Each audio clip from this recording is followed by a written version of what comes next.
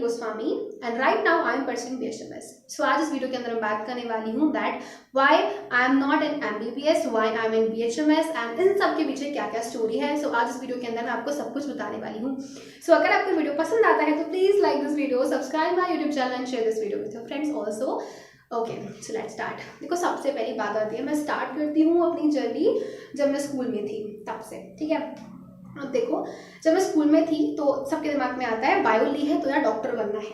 तो सेम मेरे दिमाग में भी वही वाली चीज़ थी कि बायो ली है डॉक्टर बनना है, मैं यही सोचती थी। उसके बाद मैंने जब 12th कंप्लीट किया तो मैंने 1 साल का उस टाइम पे ब्रेक लिया था बिकॉज ऑफ मेरी एज नहीं थी, मैं एग्ज़ाम नहीं दे सकती थी।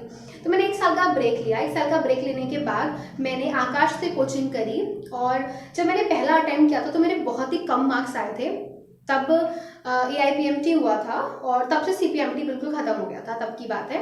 उसके बाद मैंने उसका सेकंड अटैम्प्ट दिया, नीट एग्ज़ाम होने लगा था तब से, और उसी साल से ये नया शुरू हुआ था कि अब से AIPMT नहीं नीट होगा।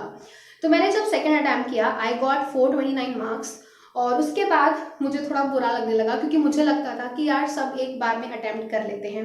आई एम टेलिंग यू कि क्या अच्छी चीज़ें थी और क्या बुरी चीज़ें थी। आज इस वीडियो के अंदर मैं आपको सब कुछ बताने वाली हूँ, ठीक है। तो आई गॉट 429 मार्क्स। उसके बाद मैं सेल्फ स्टडी करने के लिए अपने घर से दूर ही रहती थी और व्हाट आई फील कि मैं कॉलेज में क्यों नहीं हूँ, क्यों कुछ नहीं हो रहा है। तो उस टाइम पर सितंबर में एक एग्ज़ाम हुआ था यूपी में, यूपी CPAT, और उस यूपी CPAT में मेरा मन किया कि अभी मुझे मतलब एक एग्ज़ाम हो रहा है and now I want to go college, मुझे नहीं करना प्रिपरेशन। लाइक मैं बहुत जल्दी उस टाइम पर ऐसे हो गई थी कि नहीं, मुझे अब पढ़ाई नहीं करनी, मुझे प्रिपेयर नहीं करना नीट के लिए, मुझे बस अभी किसी कॉलेज में जाना है। मतलब अजीब सा मुझे ये फील होने लगा था। सो इसीलिए मैंने बहुत जल्दी क्विक डिसीजन लिया और मेरी फैमिली ने कभी भी मुझे किसी भी डिसीजन के लिए ज़ोर ज़बरदस्ती नहीं किया। अगर मैं प्रिपरेशन करना चाहती थी उन्होंने मुझे करने दिया, अगर मैं छोड़ना चाहती प्रिपरेशन तो उन्होंने मुझे छोड़ने दिया। सो एट दैट टाइम मैंने जब एग्ज़ाम दिया CPAT का तो मुझे मार्क्स तो याद नहीं है बट मुझे एक कॉलेज मिला था कासगंज में, तो मुझे नहीं चाहिए था, वो आयुर्वेदिक कॉलेज था। और वो जो एग्ज़ाम हुआ था वो सिर्फ आयुष के लिए हुआ था, मतलब वो एक ही साल में एक ही बार हुआ था। इस वक्त वो एग्ज़ाम सिर्फ मेरे लिए हुआ था कि मुझे एक जगह एडमिशन मिल जाए, पता नहीं किस्मत थी क्या था। सो उस टाइम मैंने वो एग्ज़ाम दिया था और वो एग्ज़ाम 1 महीने के अंदर ही उसका नोटिफिकेशन भी आया, फिर हमने 1 ही महीने के अंदर उसके फॉर्म भी भर दिए, रिजल्ट भी आ गया, ऐसा कुछ हुआ था। सितंबर से शुरुआत हुई थी और नवंबर तक मैं कॉलेज में पहुंच चुकी थी। तो ये थी मेरी जर्नी छोटी सी। तो उस टाइम पे मुझे जब कॉलेज मिला कासगंज में तो वो कॉलेज किसी को पसंद नहीं था, मेरी फैमिली में भी, और मुझे भी बिल्कुल पसंद नहीं था क्योंकि वो मुझे बहुत ज़्यादा विलेज एरिया लग रहा था, that I don't like to go there. उसके बाद सेकेंड टाइम आया, मतलब सेकेंड राउंड काउंसलिंग हम करवा सकते थे, तो उसमें मैंने बहुत सारे कॉलेजेस उसमें फिलअप किए थे और मेरे एक फ्रेंड के पापा ने बोला था कि बैक्सन को फिल कर दो बिकॉज बैक्सन होम्योपैथी का एक अच्छा कॉलेज है। सो दैट्स वाई मैंने बैक्सन को फिल कर दिया, बैक्सन होम्योपैथिक मेडिकल कॉलेज जो कि ग्रेटर नोएडा में है। तो मैंने उसको फिल किया and then I got seat there. उसके बाद ये जो थी ये छोटी सी जर्नी थी कि मैंने इस तरीके से मेरा एडमिशन हुआ BHMS में। बात आती है कि क्या मैं अभी सेटिस्फाइड हूँ BHMS में आकर। सो या that's true, I am satisfied. I am telling you why. देखो, ऐसा हुआ था when I am in 11th 12th के अराउंड, तो मेरे पैर में एक छोटी सी गांठ हो गई थी और मैं जब एक डॉक्टर के पास गई थी तो उन्होंने बोला कि एक वो एलोपैथिक डॉक्टर थे, उन्होंने बोला कि इसकी बायोप्सी करवानी पड़ेगी, ये ट्यूमर हो सकता है। तो मुझे मतलब टेंशन हो गई थी उस टाइम पे, मेरे फैमिली को भी टेंशन हो गई कि हो सकता है ट्यूमर हो या वॉट एवर इट इज़। तब तक मुझे कुछ पता भी नहीं था। फिर उसके बाद मेरे एक होम्योपैथिक डॉक्टर हैं, तो वो ऐसे ही घर पे आई थी, तो हमने उनसे ऐसे, मैंने उनको दिखाया कि मुझे ये गांठ हो गई है, पैर में प्रॉब्लम होती है चलने वाले में। तो उन्होंने बोला कि ठीक है, ये ठीक हो जाएगी 2-3 महीने में, कंटिन्यू दवाई लो। सो ठीक है, वो हमारी फैमिली डॉक्टर थी, जान पहचान थी, तो उन्होंने जो बोला हमने उनकी एडवाइस को माना and I take medicine for 3 to 4 months और वो बिल्कुल ठीक हो गई। आज भी छोटा सा एक निशान है, मैं आपको दिखाऊंगी स्क्रीन पर। वो छोटा सा निशान इस वजह से रह गया बिकॉज ऑफ मैंने बाद में मेडिसिन नहीं खाई। तो मुझे ये पता चला कि इतनी बड़ी गांठ थी यार, इतनी बड़ी कि मेरी चप्पल जिसे पहनते हैं ना तो उसके ऊपर आती थी। सो मुझे चप्पल पहनने में प्रॉब्लम होती थी। सो वो चीज़ ठीक हुई। सेकेंड इंस्टेंस बताती हूँ होम्योपैथी का। सेकेंड इंस्टेंस मेरे साथ ये था कि when I am in college, जब मैं कॉलेज में गई थी तो वहाँ पर जैसे हम गए ना तो सब साथ में रहते थे हॉस्टल के अंदर, तो वहाँ मुझे एलर्जी हो गई थी। मुझे नहीं पता उस टाइम पे वो क्या था।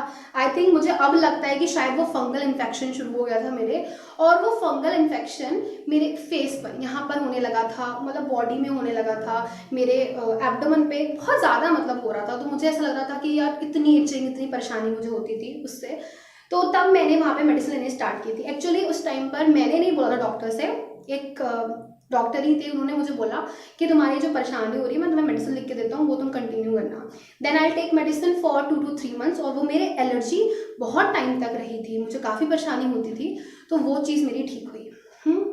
सो ये कुछ इंस्टेंस हैं, और एक बहुत ही रिसेंट इंस्टेंस मैं आपको बताती हूँ होम्योपैथी से रिलेटेड मेरा।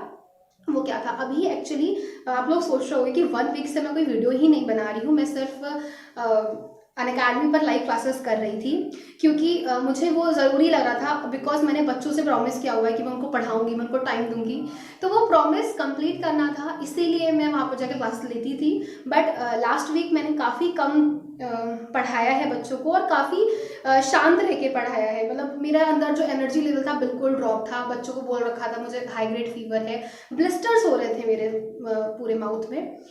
सो आई एम टेलिंग यू, मेरे यहाँ पर एक ब्लिस्टर हो रहा था, और इतना दर्द था, इतना दर्द था।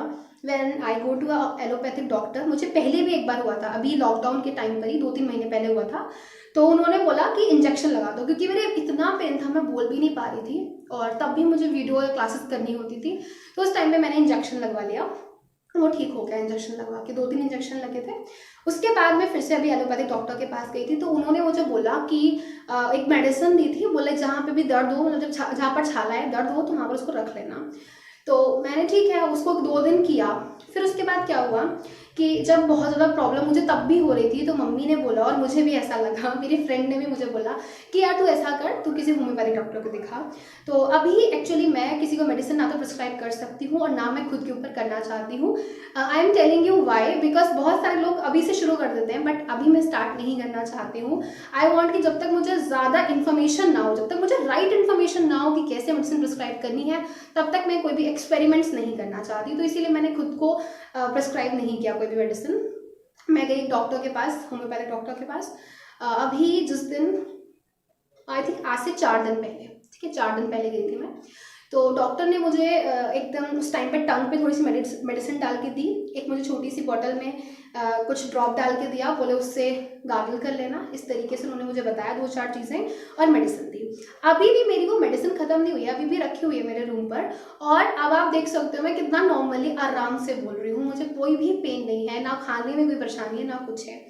तो गाइस, और वो चीज़ पता है धीरे ठीक हुई, एकदम से नहीं कि बस मैंने दवाई खाई और मैजिक हो गया, ठीक हो गई। बट नाउ आई नो कि यार मेडिसिन एक्ट करती है, और बहुत सही तरीके से करती है।